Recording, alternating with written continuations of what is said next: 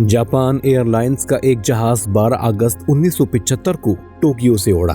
उसे 1 घंटे में ओसाका पहुंचना था, मगर उड़ान के सिर्फ 10 मिनट बाद पायलट ने महसूस किया कि उसने जहाज पर अपना कंट्रोल खो दिया है। जहाज को 24,000 फीट की बुलंदी पर उड़ना था, मगर वो उतरते उतरते 9,800 फीट की बुलंदी पर आ गया और बिल आखिर पहाड़ से टकरा कर तबाह हो गया। जहाज को बुलंदी पर उड़ाने का एक मकसद ये है कि वो पहाड़ों या ऊंची इमारतों से ना टकराए। इस जहाज के लिए 24,000 फीट की बुलंदी एक महफूज बुलंदी थी, मगर जब उसके इंजन में खराबी आ गई तो वो उस महफूज बुलंदी पर कायम ना रह सका। वो उतरते उतरते 9,800 फीट की बुलंदी पर आ गया।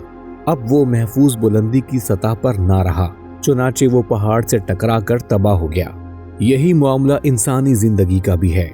हमारी जिंदगी का सफर बेशुमार इंसानों के दरमियान होता है। अगर हम अपने फिक्रो ख्याल के एतबार से निचली सतह पर सफर करें तो बार बार दूसरों से टकराव होता रहेगा। इसका वाहिद हल ये है कि आदमी फिक्रो ख्याल के एतबार से अपने आप को इतनी बुलंदी पर पहुंचा दे कि उसके लिए दूसरों से टकराव का इम्कान ही खत्म हो जाए। एराज का इस्लामी उसूल आदमी को यही बुलंदी अता करता है।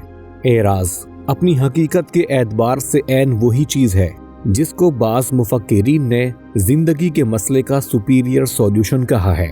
बराबर की सतह पर सफर करने में दूसरों से टकराव का अंदेशा होता है, इसलिए दानिशमंद आदमी अपने सफर की सतह को बुलंद कर लेता है ताकि दूसरों के साथ उसका टकराव ना हो सके।